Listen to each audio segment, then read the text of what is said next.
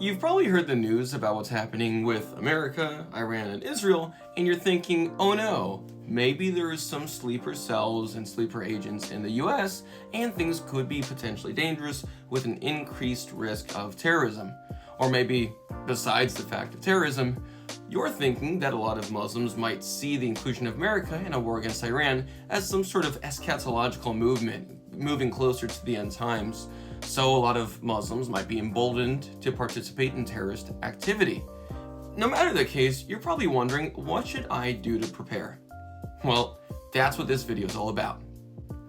Step number 1. Obviously, know Jesus Christ. Christianity is true. Done. Step number 2.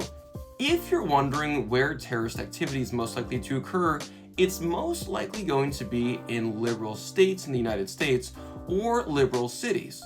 Here's the reason why. If you're in a liberal city, you're more likely to have previously had defunding the police movements, which means a decreased amount of police presence in the city, perhaps fewer police officers in general, and as a result, less responsiveness of police to potential terrorist attacks.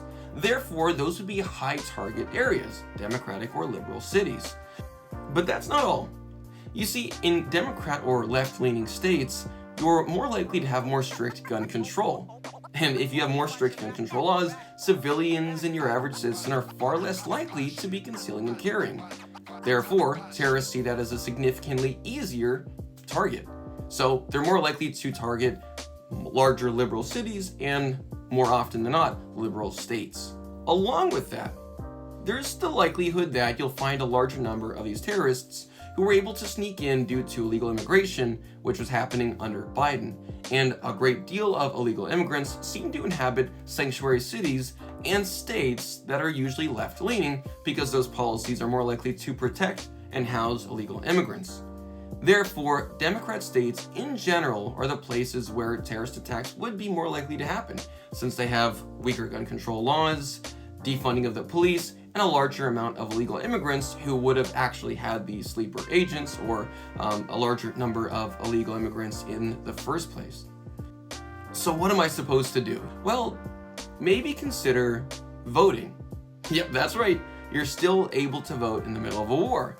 Consider voting for less strict gun control laws so you have an increased chance of having you or someone in your state being able to respond immediately to a terrorist threat in public.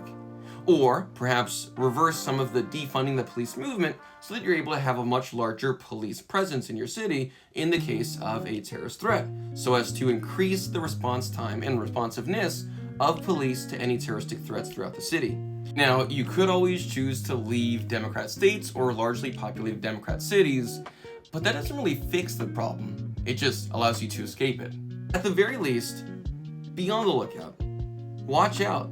These could be dangerous times, but if we're very careful and very smart about policy, we're able to decrease the likelihood that people feel emboldened to pursue terroristic activity.